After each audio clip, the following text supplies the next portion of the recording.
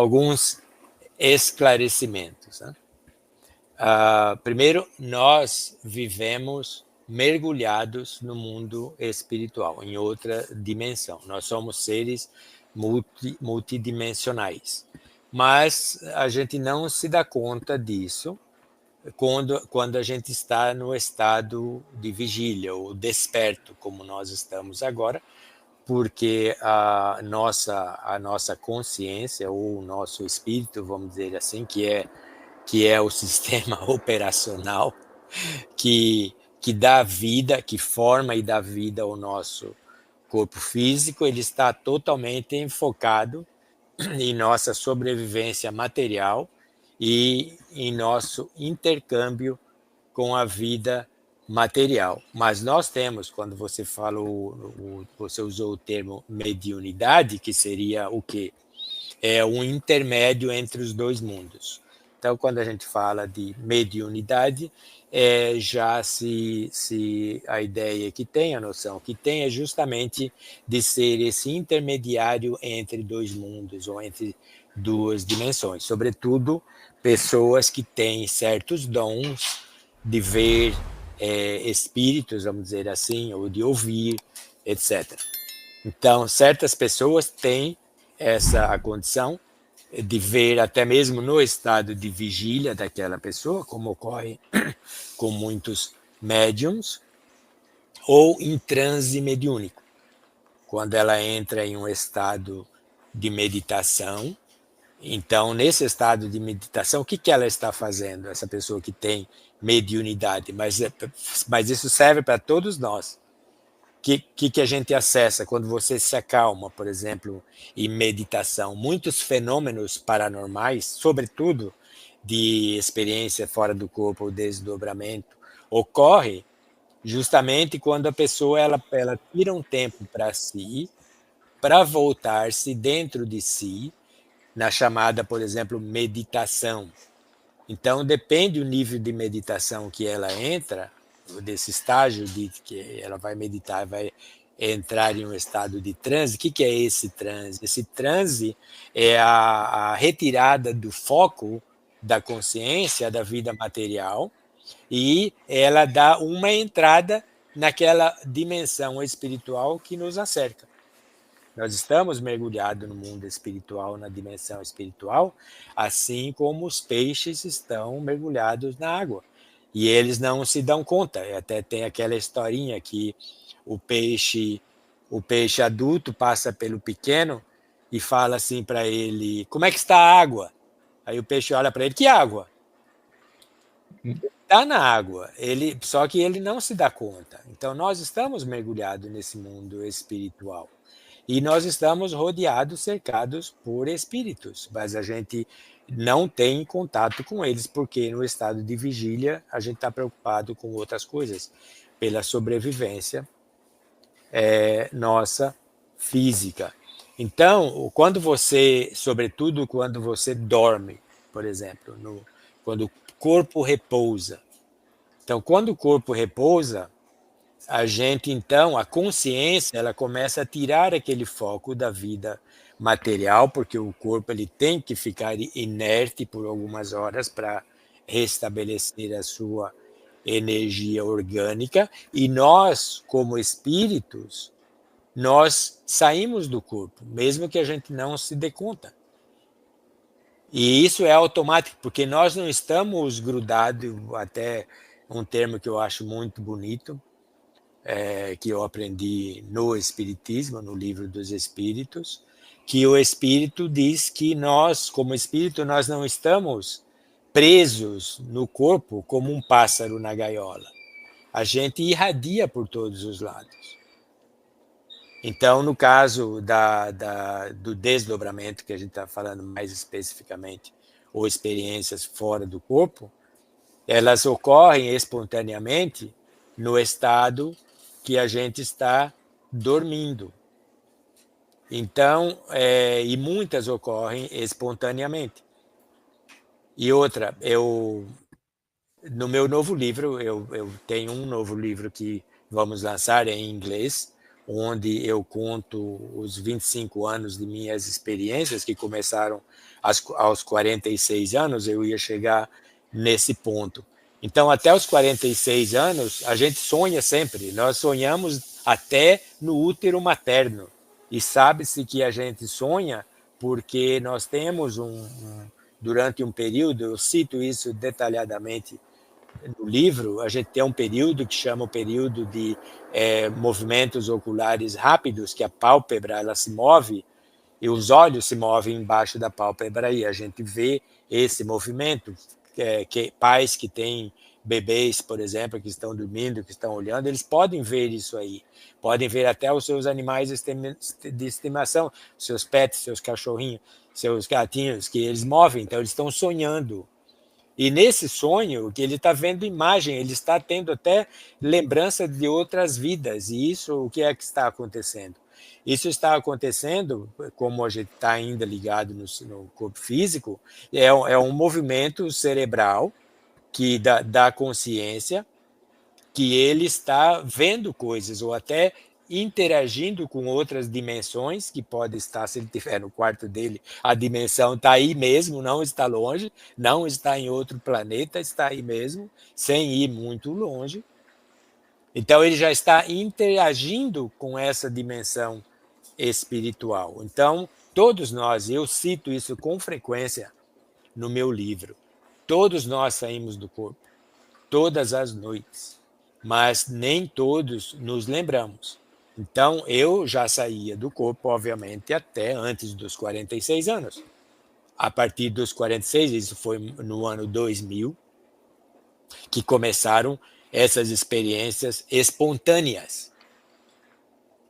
Então, eu cito a primeira delas, e eu, de repente, eu estou desperto. Estou desperto, só que eu estou flutuando em uma pequena floresta, atravessando uma pequena floresta de pinheiros, um pinheiral. E eu estou vendo totalmente consciente, eu sei quem eu sou, eu estou vendo, está claro lá fora, obviamente onde eu estava dormindo em Miami, e estava escuro, e eu estou nesse lugar e atravessando essa pequena floresta, e eu me deparo com uma área, assim, uma pequena conjunto de casas que está a uma certa distância, e eu flutuando, olhando para baixo, tal, tentando entender o que estava acontecendo, totalmente lúcido. Falei, mas isso é muito real. Aí eu estou flutuando, tem uns pinheirais, uns pinheiros na cerca do meu lado. Eu estou aí quase no topo dele, chego perto e falo, mas isso aqui é de verdade. Eu pego aquelas as folhinhas do pinheiro, né, que tem umas coisas pontiagudas lá, tento puxar para tirar, e eu notei que eu estava de short, acho que uma bermuda, short, e tinha bolso. Eu falei, eu vou apanhar um pedaço, vou pôr no bolso e eu vou pegar esse, de manhã deve estar no meu bolso, mas o negócio não saía. Aí, de repente, eu olhei para baixo assim, tinha uma casinha, assim, tinha lá, um negócio bonito, um lugar bonito, a atmosfera maravilhosa, a luz, uma luz bonita, mas não parecia luz natural, sabe? Luz do sol, era como se fosse uma luz artificial, mas era muito real. Aí eu vi de embaixo, assim, eu estava sobrevoando, era uma estradinha de areia, um ambiente muito agradável. Eu vi lá, tipo, uma guarita pequena na entrada, tinha assim uma do lado da estradinha, mas não tinha cerca nem nada, tinha a guarita lá. Eu vi, até olhei por fora, era pintada de branco, tinha lá umas escrito, uns rabiscos, tinha uns negócios que parecia até uns desenhos de grafite e tal. Aí eu falei, deixa eu ir lá. Aí de repente eu já tô, deixa eu ir lá, eu já tô flutuando aí sobre a estradinha, paro lá na janelinha lá da guarita, tem uma mulher. Ela apareceu lá na porta, falou, você tá perdido? Você tá perdido? Eu falei, eu acho que sim. Eu falei, que é isso aqui, né? Que é esse lugar aqui? Aí eu falei, ela falou, você pode dizer que é uma colônia. Aí eu cito até no livro, eu nasci em fazenda, eu nasci numa fazenda no interior de São Paulo, no município de Bocaina. E a gente morou em fazenda. Eu nasci em fazenda, tinha umas fazendas que tinha lá as casinhas, uma do lado do outro, quer dizer, até branquinha, mais ou menos até semelhando com aquela lá com a telha de tijolo marronzinho. Aí eu falei, de fazenda? A colônia de fazenda? Ela falou, não, não é bem de fazenda. Aí eu não era espírita, eu conhecia, ouvia falar de Allan Kardec, eu morava em São Paulo, eu tinha centro espírita por tudo quanto é lado, mas eu não me interessava nisso, né? Mas eu sabia um pouco das escritas de Chico Xavier e tal, e eu tinha ouvido falar de colônia de espírito, né? Os espíritos moram em colônias e tal. Aí eu falei assim, colônia de gente morta? Ela falou, pode ser, mas não tem ninguém morto aqui, né? Tá todo mundo vivo. E foi interessante, até eu achando, eu falei, será que ela tá morta também? Eu ficava lá com isso na minha cabeça, mas eu não falava. Eu falei, como que eu faço essa pergunta sem ofender, né? Eu fiquei olhando. Ela, eu nem perguntei nada, não. Olhou para ela e falou, pô, eu pareço morto? Eu falei, não, Vivinha da Silva. E aí, passa um tempo, eu perguntei, né? Posso fazer uma visita? Aí ela falou, agora não. Aí, eu acho que eu falei esse agora não, eu não tinha bem entendido, porque futuramente eu ia fazer muitas visitas, e faço ainda, a essas colônias.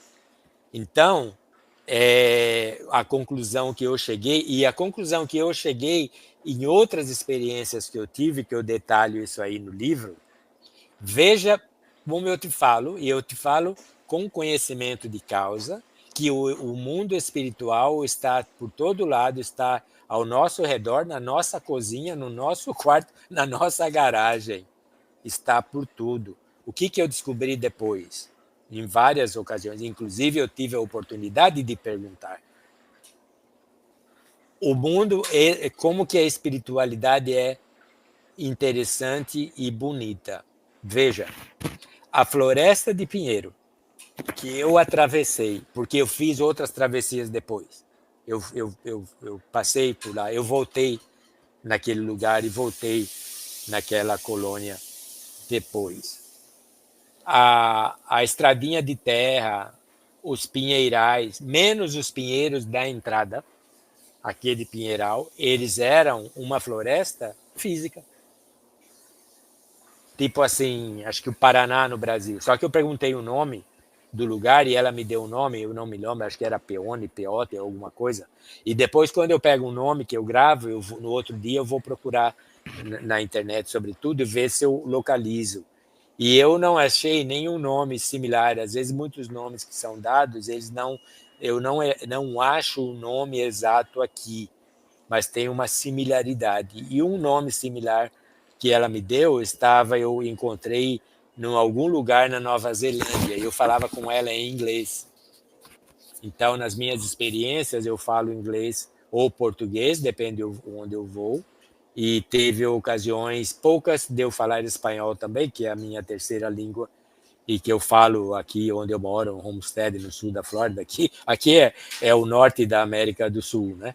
Então, aqui, e é por tudo, muitos amigos meus são hispanos, e então é o nosso idioma. Então, em algumas ocasiões, eu falo espanhol também nessas experiências. Então, isso que ocorre, a espiritualidade, porque Emmanuel, num dos livros dele, Emmanuel foi o guia, né, o espírito guia de Chico Xavier, e ele fala que a morte é algo natural e que ela ocorre sem milagres e sem saltos.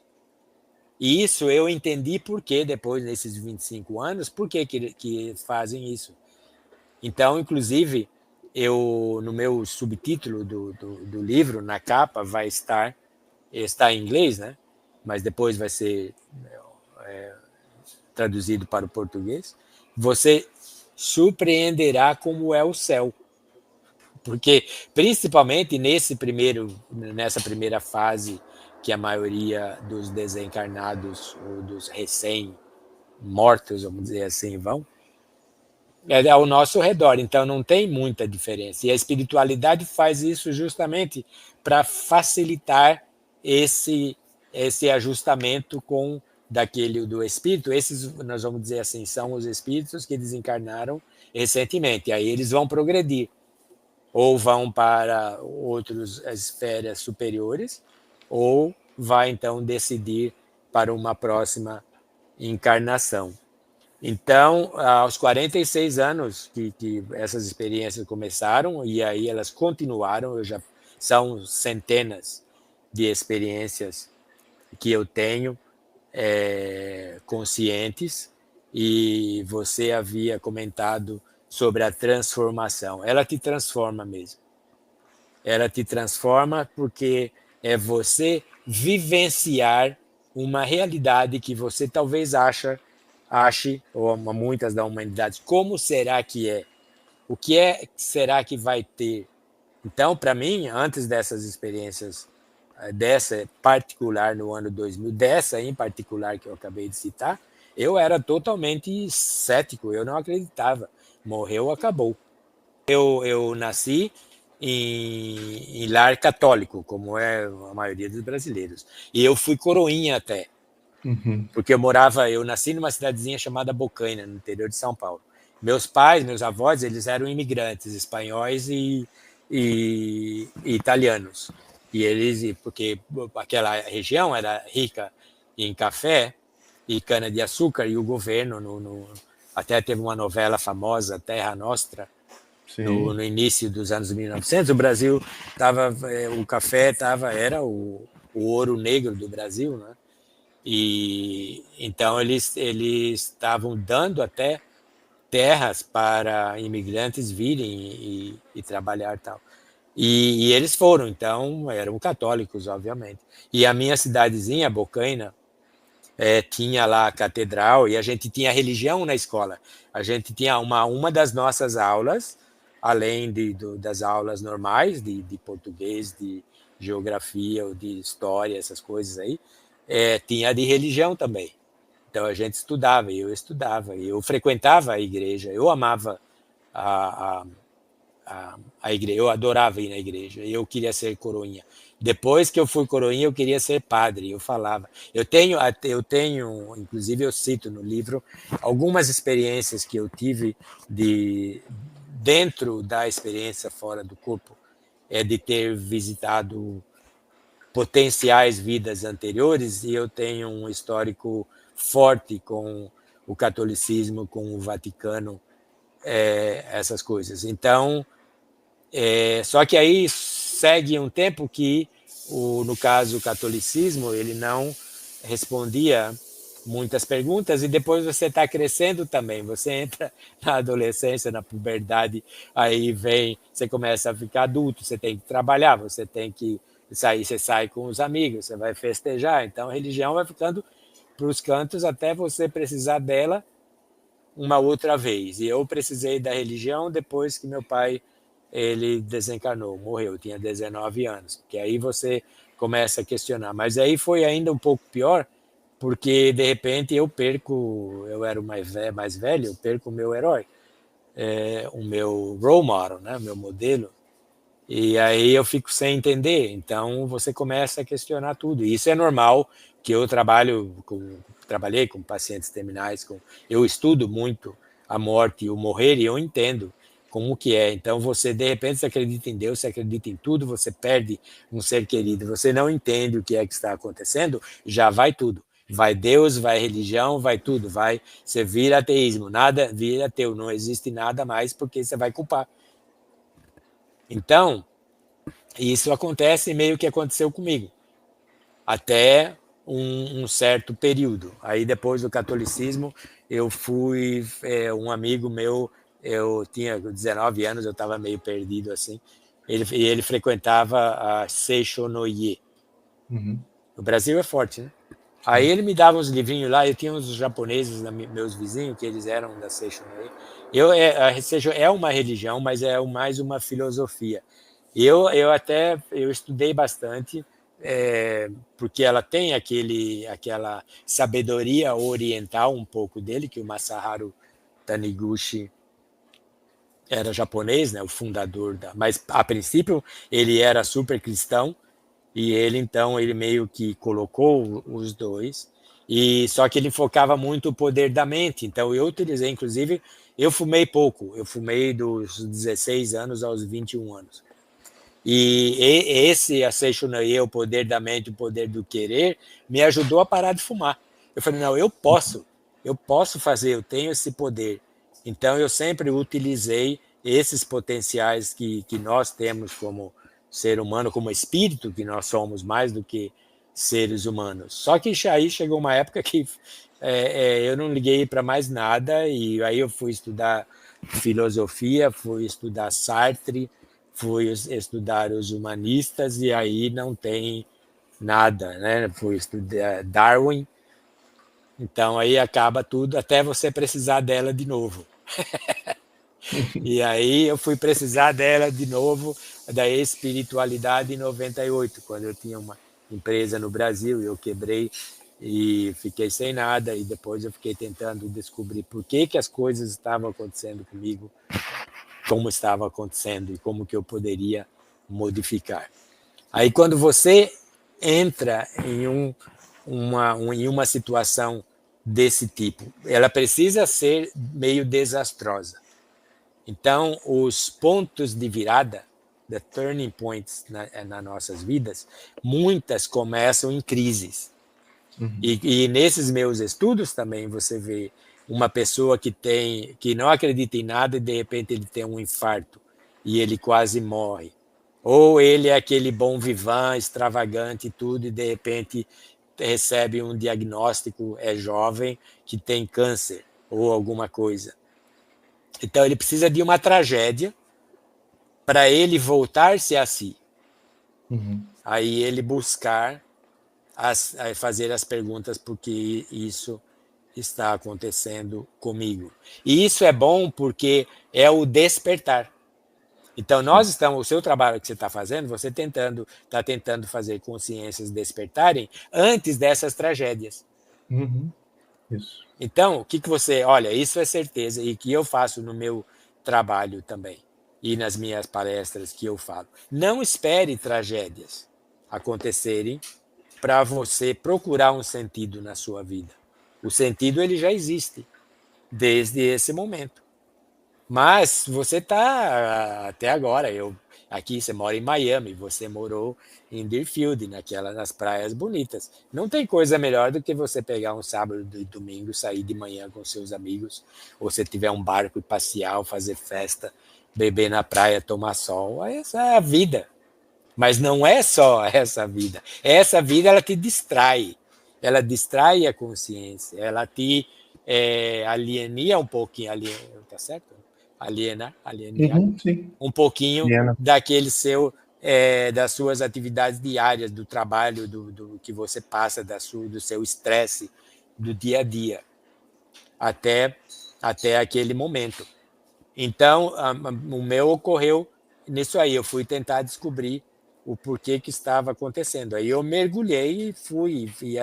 Quando você se propõe a buscar a razão da sua vida, ou tentar saber por que certas coisas acontecem, que você realmente você tem fé naquilo, você coloca a sua energia naquilo, as coisas aparecem, como tem o velho ditado: quando o aluno está pronto, o professor aparece. Os meus professores foram livros, foram obras. Então aí eu comecei a ter, aparecia do nada, você vai na biblioteca, foi o que aconteceu primeiro, você pega um livro que vai te direcionar. Aí aquela luz acende e você vai atrás das coisas. E isso foi em 5 anos, quando eu voltei de 98, foi 98, 99, 2000. 1 ano e meio depois eu comecei a ter as experiências fora do corpo, que foi as que direcionaram, fizeram aquela mudança. Porque enquanto antes dessa experiência, para mim, o depois da morte era uma escuridão e um mergulho no nada, aí eu descobrindo, estudando a consciência, essas coisas todas, e são 25 anos, você tem muita coisa. Uma vez eu estava conversando com um rapazinho e ele falou, como é que eu faço para saber tudo que você já sabe? Eu falei, bom, para mim foram 25 anos. Você precisa pelo menos desses 25 anos. Então as coisas vão acontecendo. E para mim, de repente, não o que eu lia, o que eu via nos livros, de repente aparece na minha realidade. No caso, nas minhas noites. E a minha mãe, a gente morava num barraquinho. Eu lembro até nessa época, eu não lembro, que eu tinha 11 meses. Mas a gente era teto de zinco, o teto até eu ouvia a chuva cair. Era uma experiência muito bonita.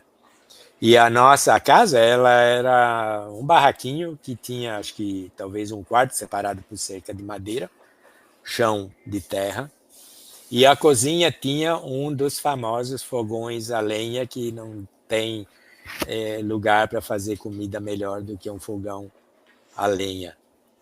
E eu não tinha brinquedos, a gente era muito pobre, eu não me lembro disso, essa é a minha mãe contando.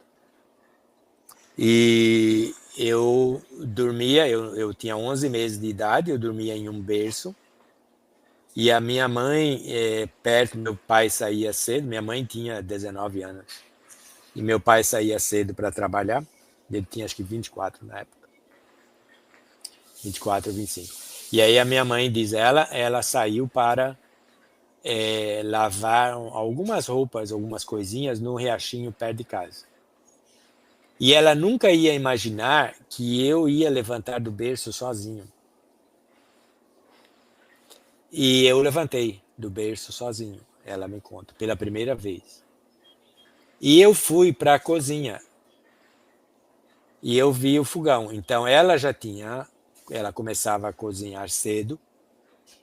E ela estava cozinhando feijão e umas outras coisas. E o feijão que ela estava cozinhando estava justamente no baldinho de alumínio, na potinha de alumínio, que era o meu brinquedo favorito, segundo a minha mãe. Por quê? Porque eu pegava no cabo e eu sacudia e ele fazia aquele barulho. E que criança que não gosta de atazanar os pais com aquele barulho, distrair. E eu vi o meu brinquedinho lá ardendo no fogo, fui pegar ele. Só que ele tinha feijão fervendo.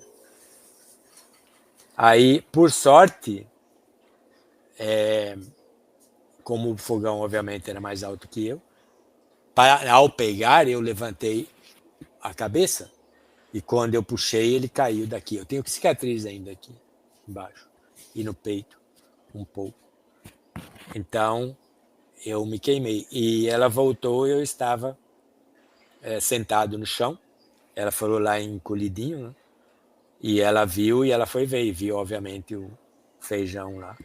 Bom, eu tive queimadura de terceiro grau, né, que é uma das mais graves, e fui levado para o hospital, só que o médico falou para ela, você pode começar a preparar o funeral dele, porque ele não vai sobreviver. Não. E ela falou assim, ela tinha 19 anos, ela falou, você vai fazer a sua parte, eu vou fazer a minha, porque ele vai sobreviver sim. E aí ela começa a rezar, começa a fazer as promessas tal. E o médico falava, olha, ele não passa de 3 dias. E eu sou a prova viva que eu passei dos 3 dias. Então, certamente, nesse período, e foi um período de inconsciência, eu passei, como acontece muito nos casos de experiências de quase morte, que é um dos fenômenos que eu pesquiso, que eu passei esse tempo no outro lado. E a minha vida inteira, desde que eu me conheço por criança, eu nunca dei muito valor a coisas materiais. Eu sempre via assim, o sagrado em tudo. Mesmo inconsciente, eu percebia até depois. Talvez até mais do que os outros garotos, eu tinha em mim uma certa inocência por muito tempo. E muitas coisas, até hoje, que consome pessoas, sobretudo o estresse. Eu não tenho estresse na minha vida. O que eu tive de estresse foi assim, períodos pequenos. Sabe? A minha vida ela é muito fácil de viver. Não financeiramente, essa coisa é sempre, porque nunca me preocupei com isso. Nunca me falta e nunca me sobra. Eu sempre tenho. Eu não fico doente. Eu não adoeço. Eu não tomo remédio. Eu tenho 71 anos e meio, jogo futebol ainda e faço gol ainda. Entendeu? Então, certamente, toda essa minha vida, eu lembro de alguns sonhos lúcidos durante a minha que eu fui crescendo. Então, é justamente, existe um preparativo. Isso é certeza porque espíritos falam disso.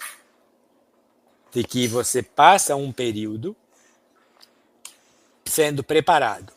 E para mim, eu tenho mais certeza disso porque existe também muitas comunicações de espíritos que fizeram através de médiuns americanos, que eles citam isso. Que a gente é preparado para fazer certas atividades. E eu convivo, todos nós, mas eu conscientemente, desse outro lado da vida, constantemente. Então eu sei que esse outro lado da vida é uma realidade. Que não se morre, só o corpo morre. E que a gente vai estar do outro lado vivos. Às vezes, muitas vezes, um pouco perdidos, e eu faço esse trabalho também de instruir recém-desencarnados de que a vida dele mudou. Não terminou, mudou. Então, eu tenho certeza, preparados, todos nós, até o momento que se você tiver um trabalho a fazer, você pode começar a ter essas experiências espontâneas, porque você é guiado. Nós somos partes de uma equipe grandiosa, cujo objetivo é assessorar os recém-chegados ao outro lado da vida. Começou assim, como você falou, já fazia isso inconscientemente, sem saber.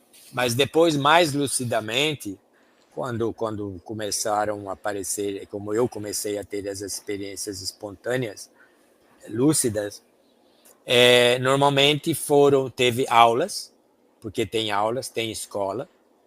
Eu tinha uma aula que era de filosofia, que tinha até horário marcado. 1h da manhã eu estava lá, acho que pelo meu horário. E era num lugar bonito até, era tipo uma caverna, só que lá dentro, numas montanhas, só que lá dentro tinha uma sala de aula com uns equipamentos lá sofisticados, tal, professores, etc. Tem outras aulas também, outros estudos que você faz até provas, porque tem estudo, é um outro mundo, não é muito diferente desse, cujo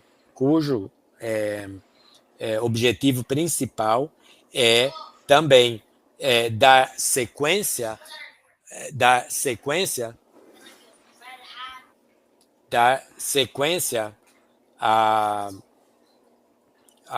Os estudos, né? Aos estudos. Desculpa aí que eu fui interrompido aqui. Dar sequência à nossa evolução. Então, nós vamos continuar evoluindo. E esse outro lado, no outro lado da vida, é isso também. Então, teve os períodos de estudos, teve períodos de resgates, vamos chamar assim. Mas peraí, antes de você falar dos resgates, agora eu vou ter que perguntar um pouco mais a fundo sobre isso, nesse processo. Peraí. Então, vamos lá. Digamos que você foi dormir 9h da noite. Aí, no teu horário, 1h da manhã, você tinha que ir para esse lugar como se fosse essa sala de aula dentro da montanha, é isso? E aí você tinha que conscientemente direcionar o seu pensamento até lá para você estar nessa sala de aula, ou você se deslocava até lá? Eu não nem me preocupava com isso, não. Era você se deslocava, você era levado. E Entendi. você sabe, porque é repetitivo. É igual você ir no seu trabalho todo dia, você passa pela mesma rua, pela mesma estrada, tal. Então é assim, você vai. Entendi. Eu tive consciente só de que eu chegando nessa aula umas 2 ou 3 vezes. Uhum. Mas depois você vai, você participa, mas você não necessariamente se lembra do roteiro inteiro, como a gente muitas vezes a gente não se lembra do que acontece aqui em nossas vidas. Mas algumas você faz esse trajeto e muito você chega vai muitas vezes no mesmo lugar. Inclusive eu ia repetidamente em um certo lugar, tinha um teatro. Nesse teatro era tipo um teatro, como se fosse um cinema, e lá embaixo tem um palco e tinha atividades, às vezes tinha palestras, às vezes tinha uma pessoa cantando, tinha coisas. E nós lá dentro, às vezes era um lugar que a gente ia fora do corpo só para descansar, curtir, ou a gente ia para lá e tinha pessoas fora do corpo e pessoas já desencarnadas. A gente encontra pessoas que você sempre encontra. Então, por exemplo, muitas atividades, se for na mesma colônia, por exemplo, quando você chega lá é a mesma pessoa. Eu tinha um rapaz, ele chamava Renildo, e ele me acompanhava em várias dessas coisas que ele falava. Ele era desencarnado já. Uhum. Então, quando eu chegava, ele já estava lá me esperando. E eu Uhum. tinha que fazer algumas coisas. E eu fazia, porque a gente fora do corpo, a gente funciona também como um stuntman, um dublê. Você vai Dublê. fazer o trabalho sujo, é igual eu comentei aqui, igual os imigrantes vêm aqui para os Estados Unidos para fazer o trabalho braçal. A gente fora do corpo, a gente vai lá meio que fazer o trabalho braçal, porque a gente tem mais consistência, vamos dizer assim, do que os espíritos que estão lá desencarnados. Então, às vezes, teve uma vez que tinha uma menina, ela estava nessa colônia. A colônia é uma casa, é uma cidade, tem gente, tem ruas, tem movimento, tem brincadeira, tem piada. Não é o outro lado da vida não é sombrio, ele é alegre, tem Uhum. muita coisa. Ele só é sombrio se você é sombrio. Ele vai depender, você não vai mudar, você não vai virar santo, você não vai, você é o que é. A gente transfere o nosso ser para uma outra dimensão. Você não vai levar um gênio lá, você não vai se transformar se você não tem o conhecimento suficiente. Tudo é gradativo. Então eu estava andando com essa moça, ela era desencarnada. E eu estava desse lado e ela estava desse meu lado aqui. Aí ela falou assim: "Você sabe que a sua cor é diferente da nossa?" Aí ela pegou e ela levantou o braço assim, né? E colocou o braço dela perto do meu, assim. Tá vendo? Eu olhei, não vi muita diferença. Aí eu falei para ela: "E qual a diferença?" Ela falou: "Você é mais roxinho." Não era sempre, porque às vezes você nem se dá conta, mas tem uma coisa que eu faço muito comumente e eu aprendi, porque quando eu comecei a ter as experiências fora do corpo, em 2000, logo em seguida eu comecei a pesquisar esse fenômeno e eu descobri pertinho da minha casa onde eu morava num bairro chamado Kendall, aqui em Miami, e eu fui procurar, na época, tinha internet, aí eu fui procurar na internet esse fenômeno, e eu achei, não longe da minha casa, quase que no mesmo bairro, praticamente, a IAC, que é Uhum. a International Academy of Conscienciologia, Uhum. alguma assim, que ela era parte do IPC fundado pelo Valdo Vieira no Uhum. Brasil, de desdobramento, e eles davam aula e tudo. Então eu fui lá visitar, falei o que estava acontecendo comigo, eles me orientaram, eles têm todo um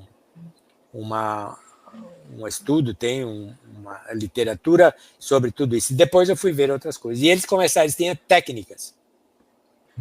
Então, eles tinham técnicas para você fazer, para você melhorar a sua lucidez quando você está fora do corpo, e para saber se você está realmente fora do corpo ou se você está sonhando, num tal de reality check, checagem de realidade. E outras, por exemplo, uma delas é você levar a sua mão atrás da sua cabeça, sentir o cordão de prata que existe, que eu já ouvi centenas de vezes, e você o puxa e o vê.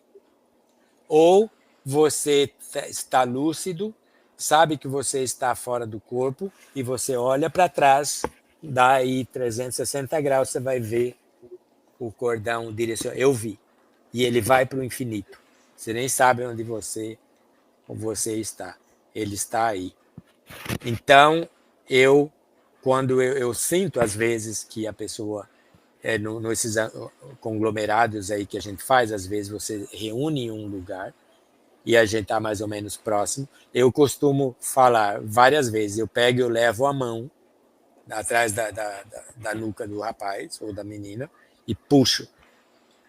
Eu falo, você não está sonhando. Você está fora do corpo. Olha aqui, ó, Uma vez eu peguei o do menino e ele estava. Assim eu falei para ele, você está fora do corpo. E você está dormindo em algum lugar. Eu falei, onde você mora? Ele falou, Miami. Eu falei, Miami? Ele falou, é. Eu falei, eu também moro em Miami. Me dá o seu telefone. E ele começou a falar, e ele falou, eu só lembro do 305, porque o 305 é um dos DDD aqui de Miami. Ele é celular, antes ele era fixo. 305. E ele repetiu. Eu pedi para ele repetir, eu memorizei na hora o telefone dele. Mas quando você volta, ficou só o 305. E tem uma vez que é bem curioso, essa foi muito legal. Aí era um grupinho, e a gente ia em uma casa, e nessa casa era um resgate ou alguma coisa. Só que a casa ela estava fechada. Então a casa ela estava aqui no fundo. Antes da casa tinha assim, era tipo um quintal, tinha umas arvorezinhas, tal. E aqui um pouco para cá tinha tipo assim um morrinho ou alguma coisa. E eu estava com um outro rapaz. Ele que era o guia, pelo menos o meu, que eu entendi. E a gente estava esperando. Aí chegamos lá, eu fiquei aqui, ele do meu lado. E ele falou, vamos esperar um pouco. Aí eu estou olhando aqui, e eu meio que, sorrateiramente, eu levei o meu braço nas costas dele, na direção do pescoço, e puxei.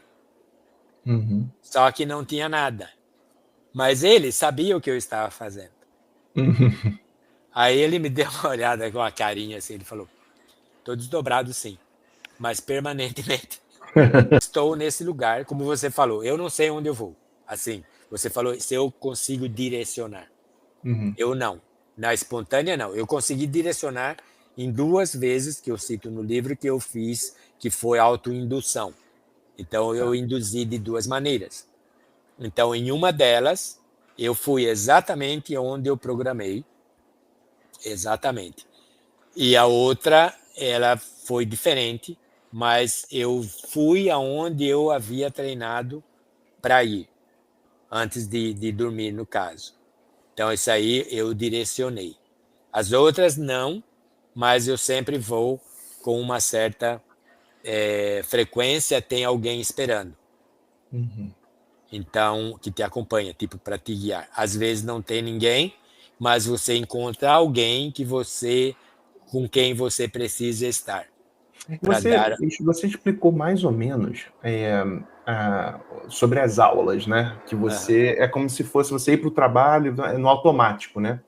Então, só para ver se eu entendo até agora essa parte, até mesmo dos resgates e tudo mais, você sente que a partir do momento que o teu corpo desacopla, você automaticamente já está lá, ou você sente que, por exemplo, algum mentor, alguma outra consciência busca você, ou já está te aguardando você cair no sono, para poder te levar para esses resgates, para esses trabalhos? Vem também. Eles vêm e eles têm uma maneira, isso aconteceu comigo algumas vezes, que eles, no processo de desdobramento, existem alguns fenômenos que ocorrem no corpo. Então, por exemplo, que pode ocorrer quando você vai sair, antes de você sair, ou quando você retorna, estiver retornando, que é chamado de estado vibracional. Então, esse estado vibracional, quando ele ocorre costumeiramente quando você, por exemplo, se você vai preparar-se para sair do corpo, ou às vezes relaxar sem saber absolutamente nada de desdobramento. Você vai relaxar, você está relaxando, de repente você começa a sentir o seu corpo vibrar internamente. Então, ele vibra, é como se fosse estar recebendo um choque elétrico, essa é a melhor analogia que eu entendo, mas você não tem dor, não tem nada, você está... eu já fiz isso consciente, eu cito em detalhes, e nesse processo de quando ocorre essa vibração, é como se a energia espiritual ou consciencial ela está se desgrudando, vamos dizer assim, dos órgãos físicos. E aí, na saída, ela vai, à medida que ela vai retirando-se dos órgãos físicos, células, moléculas, órgãos, ela vai formando o corpo espiritual, o perispírito, não? Então, essa vibração você pode conseguir fazê-la através de meditação. Muito frequentemente, isso ocorreu comigo várias vezes, quando você vai fazer um trabalho, um espírito se aproxima de você e ele coloca um dedo na sua mão, ou no seu braço, ou no seu pé, e você começa a vibrar. E aí, quando eu começo a vibrar, eu imediatamente, eu já me dou conta que está por iniciar um processo de saída do corpo. Às vezes eu estou achando que eu estou saindo do corpo, mas já ocorreu de que eu estar voltando. E aquela sensação que a gente tem às vezes, que a gente caiu de volta dentro do corpo, né? Isso aí é mais ou menos essa vibração que você está falando, só que em vez de na saída, seja na volta, na entrada, ou uma reentrada brusca, um acoplamento brusco no corpo? Pode ser. Então, vamos aproveitar e vamos colocar, porque como a gente está tentando deixar mais claro, então vamos fazer assim, o processo de saída, você havia perguntado se a gente era direcionado ou se ia imediatamente, se demorava. Então, vamos só focar essa próxima explicação nessa trajetória, nessa dinâmica. Isso é importante, inclusive para os nossos internautas que estiverem vendo e que quiserem também praticar isso, ou ter a consciência, já sai do corpo, todos nós saímos. O trabalho é ter consciência de que nós estamos saindo, certo? E então, trazer alguma informação de volta, né? Exatamente, trazer informação de volta. Então, esse é o procedimento. Então, no caso da saída provocada por um espírito que ele vem te buscar para fazer algum trabalho. Então, ele pode, você começa a sentir a vibração. Então, toda vez que eu vou dormir, porque o momento mais propício de você iniciar a sua tentativa de sair do corpo é quando você vai dormir. E a gente dorme em ciclos. Então, tem o primeiro ciclo do sono, é aquele que chama do estado hipnagógico. É quando você vai se deitar depois dos seus afazeres e tal. Você vai se deitar e você começa a relaxar. É um período curto no ciclo, mais ou menos 10, 15 minutos.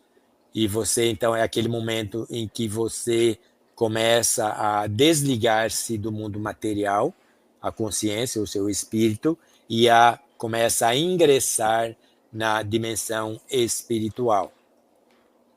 Então, esse momento é propício. Então, o que eu faço? Eu deito relaxado e eu começo a ter sensações, sentir sensações no meu corpo. E, às vezes, eu sinto, dependendo nos casos que ocorreram, tipo assim, um dedo apertando o meu braço. Uma vez, eram 2 dedões, 2 polegares, em cada um da minha sola do pé, perto lá dos dedões. Então, o estado vibracional foi provocado e eu, a hora que estava naquele, se tem consciência, eu me levantei, eu sentei na cama, mas eu só sentei com a parte, o torso espiritual. Porque aí foi uma situação que ocorreu no lançamento do meu primeiro livro, que estava me tirando o sono, eu estava muito decepcionado com o que ocorreu, nada muito demais. Mas aí a hora que eu me sento na cama, tinha lá ajoelhado no pé da cama, com os 2 dedões assim, um homem, ele aparentava meia idade, uma camisa branca, cabelos grisalhos. Os meus não estavam grisalhos ainda nessa época. Aí ele olhou para mim e falou assim: Admir, não se preocupe com isso. Isso não tem importância nenhuma. Aí ele tirou os dedões de uma sola, aí eu deitei de volta. Então ele provocou. Eu tive uma outra que eu acho que eu mencionei no congresso.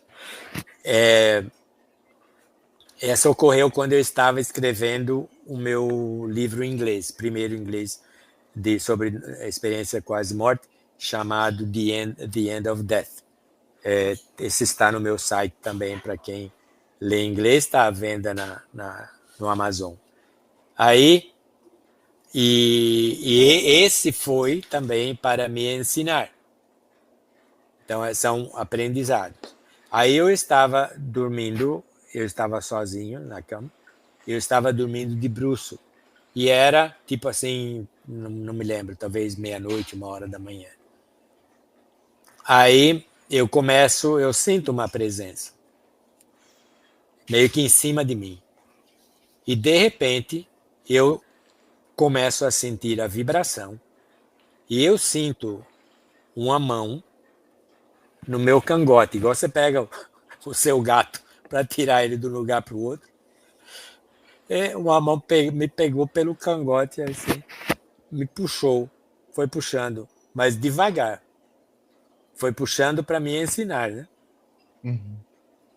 E aí, eu, saindo do corpo, eu vi o desligamento.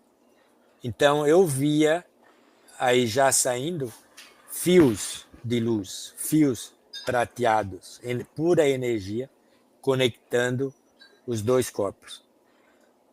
Até que ele me tirou completamente, aí me soltou e nós saímos, nós fomos num lugar, eu não me lembro onde. E alguns desses acontecimentos, eu os vejo, a gente vai conversando, às vezes verbalmente, eu cito isso no livro também, às vezes mentalmente, e a gente vai parar então em algum lugar. Muitas das trajetórias também, como você... Então, ok. Então, eu saí do corpo. Então, existem 2 maneiras. Essa, provocada por um espírito, e aquela que você sai espontaneamente. Então, essa, nesse caso, ela teve uma trajetória. E, às vezes, você cruza, você vê a cidade, você vê tudo. Eu tive uma fantástica, essa foi espontânea. Então, eu cito também no livro. Eu tive centenas dessas experiências nos últimos 25 anos. No livro novo, que chama Nights on the Other Side, Noites no Outro Lado, eu cito umas 20, mais ou menos.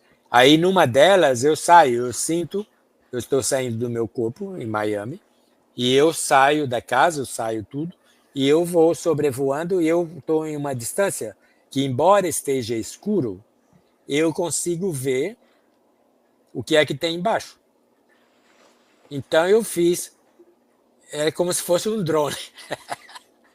É como se eu fosse um drone. Eu fui vendo ilhas, eu fui ver o Termo da Flórida, entrei no Caribe, vou descendo pela América do Sul, vi o contorno no mapa do Brasil de cima para baixo. Vi tudo. E eu conseguia identificar, eu conheço um pouco de geografia, eu estudo mapas por curiosidade, isso dizem que ajuda também a fortalecer os neurônios. Então, eu fui descendo e fui, era no Brasil, e eu não lembro exatamente onde fui. Aí, nós temos o retorno, tá? Nós temos o retorno do corpo físico. Você tem que ir, você vai voltar. Então, o retorno, ele é de duas maneiras. Aqui, não.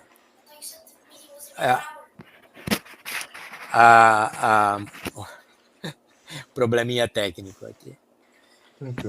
Então, aí você tem o retorno. O retorno, às vezes, você nem se dá conta. De repente, você está de volta no seu corpo físico, certo?